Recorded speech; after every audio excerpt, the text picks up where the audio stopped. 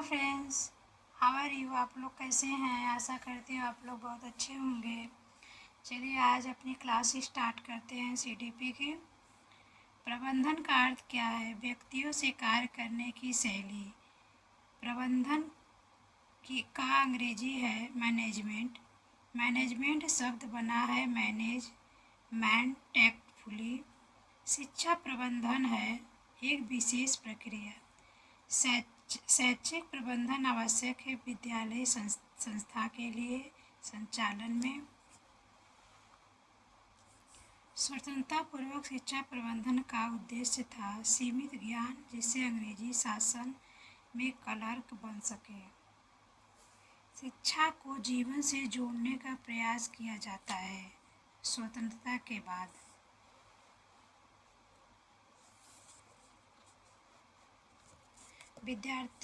विद्यार्थी को शिक्षा प्राप्त करने हेतु अनुकूल वातावरण मिलता है। शैक्षिक प्रबंधन से भौतिक एवं मानवीय संसाधन का उचित प्रबंधन है। विद्यालय प्रबंधन से विद्यालय में शिक्षक, प्रधानाचार्य, विद्यार्थी एवं अन्य कर्मचारियां हैं।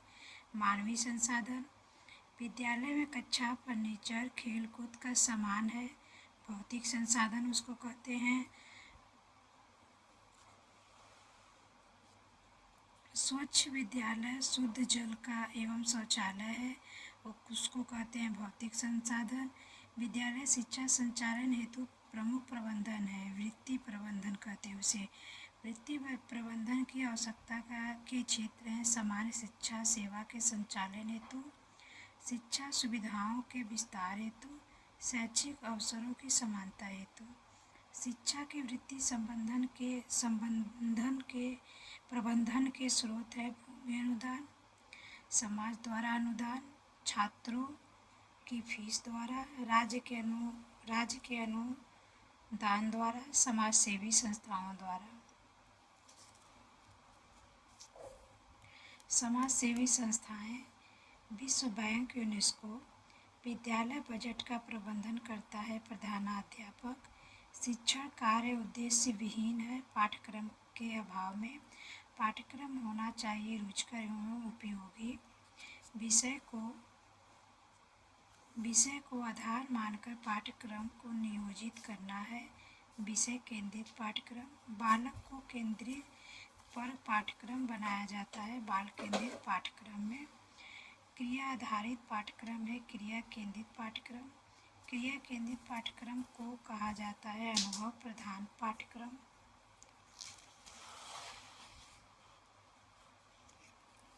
छात्रों के सामान्य विकास पर केंद्रित होता है कोर पाठ्यक्रम उसे कहते हैं। शैक्षिक, मानसिक तथा संज्ञानात्मक पक्ष का विकास होता है पाठ्यक्रम संबंधित कार्यक्रम पर।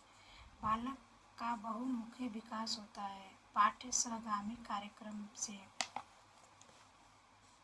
शारीरिक, मानसिक, सामाजिक, सांस्कृतिक तथा धार्मिक विकास होता है पाठ्य सहगामी क्रियाओं से।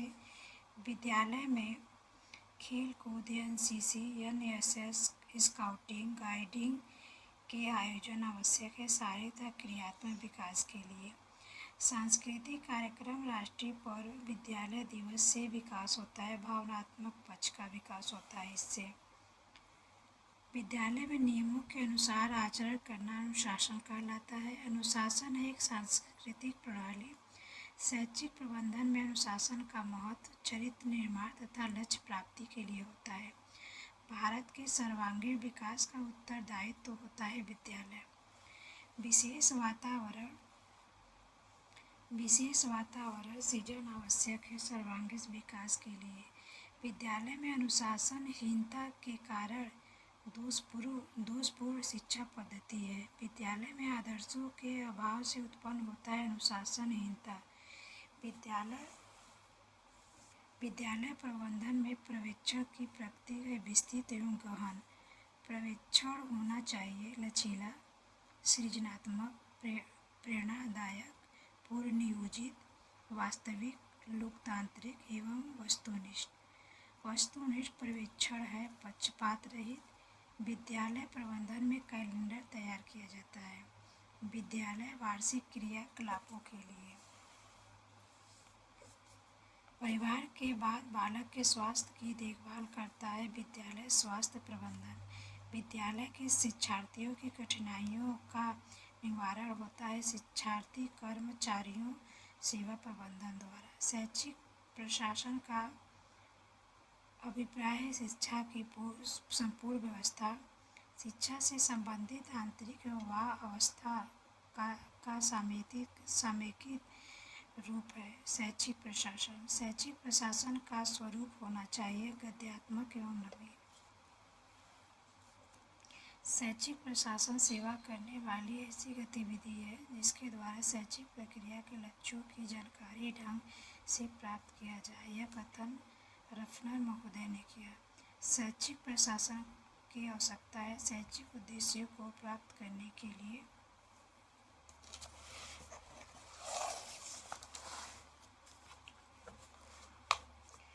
शिक्षकों एवं छात्रों के मार्गदर्शन के लिए आवश्यक शैक्षिक प्रशासन। शिक्षा में नवीन प्रविधियों का क्रियान्वयन किया जाता है शैक्षिक प्रशासन द्वारा। शैक्षिक प्रशासन रोकता है शिक्षा में व्याप्त अपव्यय को। शैक्षिक प्रशासन के रूप में केंद्रित स्वरूप विकेंद्रित स्वरूप। जब शिक्षा व्यवस्था का संपूर्ण दायित्व तो एक केंद्रित सत्ता के अधीन होती है तो प्रशासन के केंद्रित स्वरूप में स्थानीय प्रशासन का महत्व न होकर राज्य सत्ता ही शिक्षा पर हावी होती है प्रशासन के केंद्रीकरण में होती है। शिक्षा का केंद्रीकरण की शुरुआत सर्वप्रथम हुई थी रूस में। प्रशासन के केंद्रीय पद्धति का दोष है लोकतांत्रिक सिद्धांत की अवहेलना करना। शैक्षिक प्रशासन के विकेंद्रीय स्वरूप की अवधारणा है विकास हुआ था ग्रेट ब्रिटेन तथा संयुक्त राज्य अमेरिका में।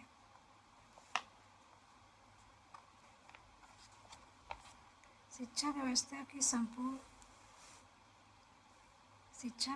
की संपूर्ण जिम्मेदारी एक संस्था पर न होकर सभी शासन सत्ताओं पर होता है। इसे प्रशासन के विकेंद्रित स्वरूप में वर्तमान में भारत में शिक्षा प्रशासन पद्धति प्रचलित है विकेंद्रित पद्धति उसे कहते हैं। भारत में विकेंद्रित पद्धति देन है ब्रिटेन की। शिक्षा प्रशासन में लोकतांत्रिक सिद्धांत का पालन होता है विकेंद्रित पद्धति में। शैक्षिक प्रशासन का संविधान किस अनुसूची में वर्णित है तो 7वीं अनुसूची में। 7वीं अनुसूची में सूचियां हैं एक संघीय सूची राज्य सूची समवर्ती सूची। भारत में शैक्षिक प्रशासन अनुगमन करता है संवैधानिक व्यवस्था का। संविधान में शिक्षा रखा गया समवर्ती सूची में। प्राथमिक शिक्षा और बुनियादी शिक्षा सम्मिलित है मानव संसाधन विकास मंत्रालय में। राज्य सरकार शिक्षा पर व्यय करती है कितना 15 से 20%। शैक्षिक प्रशासन संबंधित है विद्यालय प्रबंधन से। संगठन की व्यवस्था के सिद्धांत के प्रणेता थे रॉबर्ट प्रेस्थल्स। भारत में स्वतंत्र रूप से शिक्षा विभाग की स्थापना हुई थी 1945 में। राष्ट्रभाषा हिंदी का विकास का दायित्व केंद्र सरकार की। निरीक्षण में सुधार लाने की प्रक्रिया है पर्यवेक्षण। पर्यवेक्षण को कार्य करना चाहिए मित्र के रूप में। पर्यवेक्षण का कार्य होता है प्रधानाचार्य द्वारा। पर्यवेक्षण एक प्रकार से शैक्षिक विकास का मूलाधार है कोठारी आयोग ने कहा।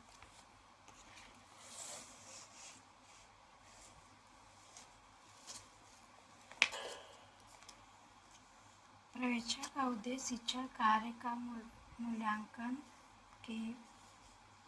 मूल्यांकन करना है। पर्यवेक्षण की समस्या प्रशासकीय समस्या है शैक्षिक समस्या है। शिक्षा के प्रबंधन एवं प्रशासन में राष्ट्रीय शिक्षा नीति 1986 का सुझाव है विकेंद्रीकरण एवं संस्थाओं को स्वायत्तता प्रदान करना। भारत में निरीक्षण एक पर्यवेक्षण का प्रारंभ हुआ था 19वीं शताब्दी में। भारत में निरीक्षण एवं पर्यवेक्षण का